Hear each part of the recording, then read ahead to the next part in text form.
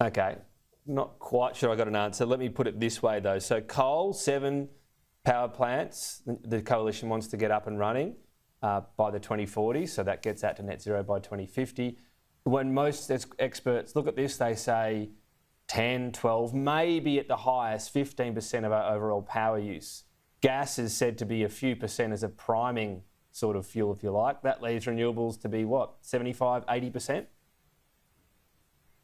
Oh, I just don't think that's achievable or even practical because of all the other problems that would cause in the network, whether it's about reliability, whether it's about system strength, voltage regulation, frequency control, all of the things that cause you a lot of grief. And then you would still have to build 28,000 kilometres of transmission, which is an enormous cost.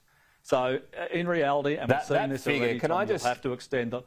Point out that figure is not right. That figure is if we become an exporter. It's not 28,000, it's more like 10,000. So 28,000 is not right. I know you keep saying that. That figure from AEMO is if we become a major exporter as well as our own energy use. Well, it's still tens of thousands of kilometres that don't exist. And you will have to extend the life of coal because, well, I think it's actually more than that. But right now, we've seen the New South Wales government, for example, put 400... This is just worth clarifying. You keep saying 28.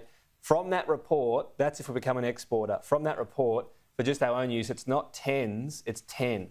So shouldn't you start saying that if we want to have a high-minded debate and we're not doing Blinky Bill and three-eyed, let's stick to the facts as well. It's 10,000, not 28,000. Well, here's the facts, Tom. There isn't any. It's not built and it doesn't exist. So it takes an awfully long time to get that done. It needs an awful lot of land, a lot of resources, a lot of cost, all of which directly impact the price of electricity in this country and paid for by electricity consumers. But as I've said, we've already seen New South Wales extend coal because you have to. You'll need gas because you will absolutely have to have gas. And that's just the reality of where we're at. Expanded coal. So how much gas then? How much gas do you think we'll need in the year 2050 as part of our energy grid? So, you know, nuclear is what, about 15? What do you think we'll need in terms of gas? Well, I haven't heard that 15 figure before. It depends on what size the units are at those 7 sites, how quickly they're built, what type are utilised, and at what capacity factor. So in terms of how much gas you need, well, comes back to, is it a peaker? How long do you want it to run for? Is it replacing something else? There's a lot of variables here, Tom, but in particular, the one that really matters, we've got to keep the lights on and we've got to keep power at an affordable price or manufacturing will just desert this country. So I come back to my original question though. Renewables are at 35 right now. They'll go up, right? That's not just going to sit at 35%. The coalition's not going to scrap every major renewables project from now on, or are you? Is that what you'd like? Well, I can't tell you what the policy is. I am not the shadow minister. I'm not in the shadow cabinet. I'm not setting policy. But from a practical viewpoint, you cannot run the country on part-time power. It's just not physically possible. So that means you do have to maintain your reliable Right now we're running the country on 35% renewables. It's not always part-time. It can be firmed. I know we've discussed that on this program before.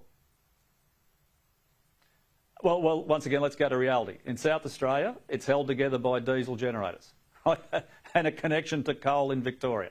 And if you look at other areas, batteries run for minutes. But they're incredibly expensive. And once again, that's just not going to happen. So the idea that you can power Melbourne from Cairns with intermittent supply because it might be windy up there and not in Melbourne, well, that's exactly like saying that you'll provide your water from Cairns to Melbourne in case you run out of dam water.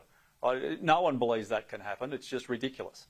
So let's stick with what works. You've got an awful lot of capacity out there right now that needs to be utilised. One of the reasons in government, Tom, that we put the capacity investment scheme in place was to ensure reliability of the network because it included coal and gas and it meant that they would be there and available if there was a shortfall or it simply got dark, got cloudy or the wind stopped blowing. But unfortunately, the current federal Labor government removed that. It's not included. Most of the estimates I see for net zero is that gas is a few percent in the system. Are you saying it'll be a lot more? And if so, that means other elements of the economy will have to do more, won't they? Because it's net zero. And I'm assuming you do support net zero 2050 as a policy? Well, I looked at the AEMO report and in particular the summary.